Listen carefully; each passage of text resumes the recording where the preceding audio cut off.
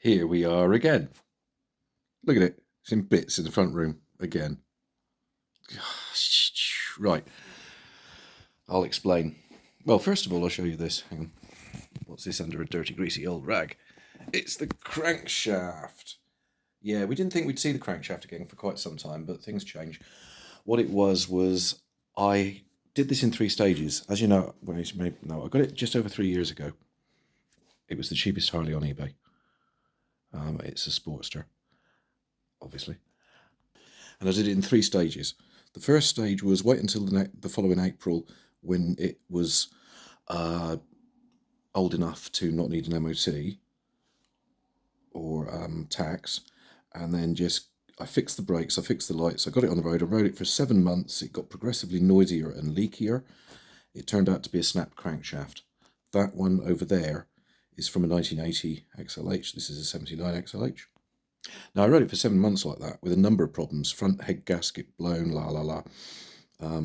a bent valve in the rear, the starter system was absolutely awful, the regulator was fried, so it was eating batteries. But I rode it round like that, 7 months. I don't know how many miles I did because it didn't have a speedo at the time.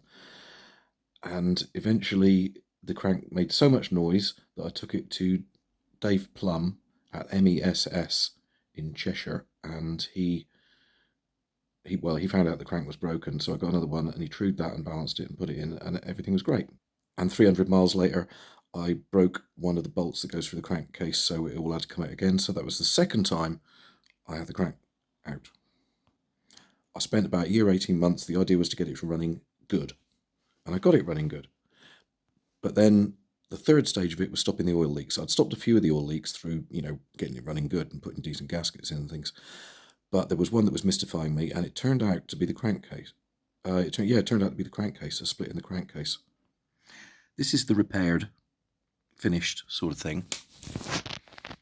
Don't know what that is. Yeah, this is the repaired, finished sort of thing. And as you can see, I don't know what that thing on the end is. I'll get rid of that. But you can't really tell it's been repaired. That just looks like a lug. On the inside, that's what the lug's for, so you can put that in. And it had split all the way. Now, I'll show you again what it looks like now. And now I'll show you the photograph of what the original repair was that was leaking. The original repair, when I got the bike, you can see there, it's that blob of weld. And I think it did hold for a while, but it's began seeping out of there. It took forever for me to realise that that's where all the oil was coming from. It was to the point where it was getting all over the back tyre. I tried to find somebody locally that do this. I live, I suppose, North East Lincolnshire. We're just under East Yorkshire. What's that? Get rid of that. But nobody would touch it because it's 40 odd years old and the weld was full of oil. So in the end, I knew I'd used Dave's services before, so I took it to him and he did a really, really good job. So now I've just got to put it back together. But one thing he also said was the bearing on this side was a bit shaky. So I thought, right, okay, that's going to have to come out. And he explained to me how to do it. And I just said, look, that sounds like the sort of thing I'm going to cock up. How much to do it now? And he said 10 quid. So, okay, he did it. So Dave Plum took the bearing out. So that was good. But unfortunately, it's like a double bearing, unfortunately. So there's this one on the crankshaft. And to get at this one, I thought I'd be able to put my 3-leg pullers in there, but it's way too thin for my pullers. So it will not focus on it right. So I've had to send off for clamshell pullers, which I'll make a video on. And they should be arriving tomorrow, so I can pull that off and start putting this whole thing back together again. Essentially what you're looking at is if it was Sears catalogue in the 1970s and they had a build your own Sportster kit and they'd send you everything you need, every nut and bolt and screw. And that's pretty much what you're looking at here. I'm going to build a Sportster again.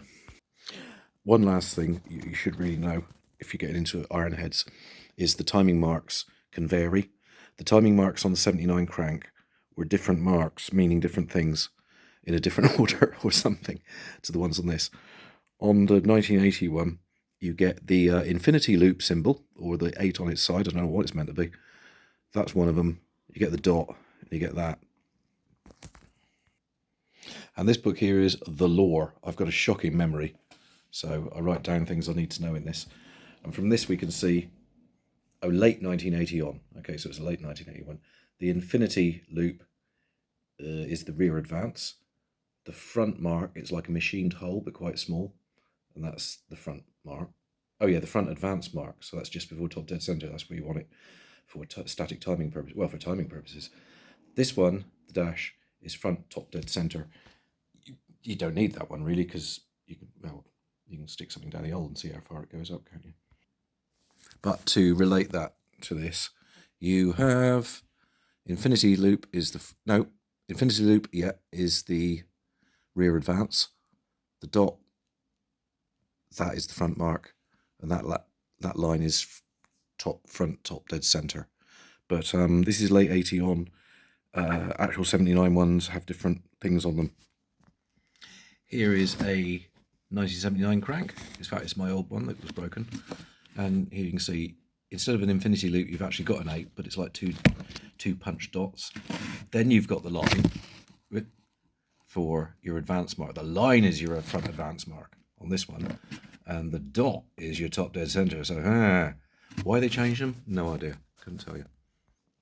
Oh, and while I had the front all bare, the frame all bare at the front, I've painted it with a brush with black gloss enamel, very thick, and it looks really glossy. But basically I'm hoping it doesn't chip as easy as the rattle can that I did it with initially. And yeah, that's about it. That's what's going on at the moment. I will slowly be putting the engine back together, taking me time about it, and hopefully I'll do a few videos. Cheery bye.